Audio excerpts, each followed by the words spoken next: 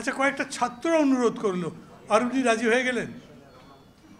এখন ওনার কিন্তু পলিটিক্স ভালো লাগে না, এখন ওনার রাজনীতি করতে ভালো লাগে না। বারে বারে আমরা বলছি এত সমস্যা, সবাইকে ডাকেন। ওই যে তিতুমির কলেজ ধর্মঘট করেছে, বলেছে আচ্ছা তোমাদের বিশ্ববিদ্যালয়ে দিয়ে দেবো। ছাত্র মিছিল করে গিয়ে শিক্ষা উপদেষ্টার রুমে ঢুকে গেছে, বলেছে আচ্ছা তোমাদের পরীক্ষা দিতে পারে, যাও অটো পাস। আর ইনি 6 মাসেই ক্লান্ত। তারপরে বলছেন ছাত্ররা এত ত্যাগ করেছে, জীবন দিয়েছে, ওরা এখন যুদ্ধ শেষের প্রাপ্য চাই। মানে আমি যে ভাষা বললাম তা না, বলেছে এখন বাংলাদেশে কি হয় সেখানে তারা অংশ নেবে না। তার মানে কি, মুক্তিযুদ্ধ হয়েছে, ছাত্ররা কোনো ক্ষমতার ভাগ চায়নি। 69-এর লড়াই হয়েছে, ভাগ চায়নি।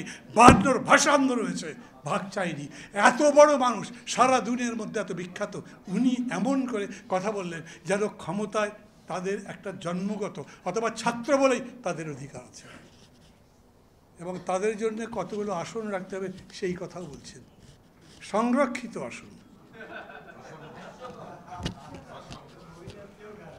উনি বলেছেন কি, আমি এই যে ছাত্র এগুলো করছে, আমার ভয় হয় এরা হয়তো শেষ পর্যন্ত আমাদের দেশের রাজনীতির গড্ডালিকায় গিয়ে নষ্ট হয়ে যাবে। তার মানে দেশে যে রাজনীতি চলে তাকে উনি নষ্ট রাজনীতি মনে করেন।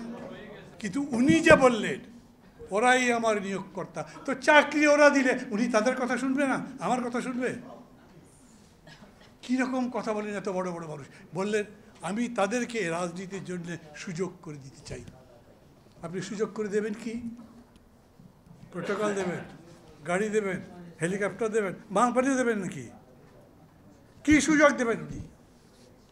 তার কোনো সংবিধানের বাইরে গিয়ে সুযোগ সুবিধা দেবার ক্ষমতা আছে? উনি বলেনি কেন? তাহলে এই গভর্নমেন্ট নিরপেক্ষতা তো হারিয়েছেন।